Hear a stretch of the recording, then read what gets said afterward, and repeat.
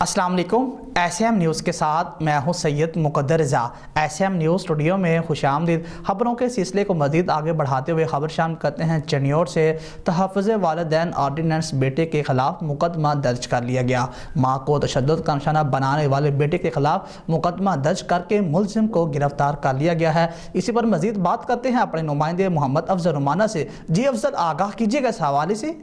چنیوٹ تحفظ والدین آرڈیننس، بیٹے کے خلاف مقدمہ درج، ماں کو تشدد کا نشانہ بنانے والے بیٹے کے خلاف مقدمہ درج، ملزم گرفتار ہے۔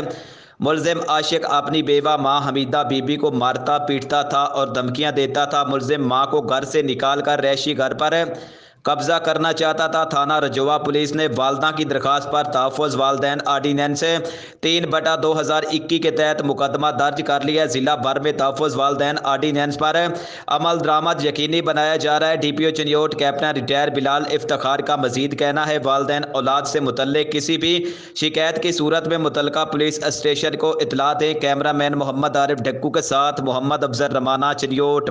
بہت شکریہ افضل رومانہ تفصیلات سے آگاہ کرنے کے لیے۔ اب تک کے لیے اتنا ہی۔ مزید خبروں کے لیے دیکھتے رہیے ایس ایم نیوز۔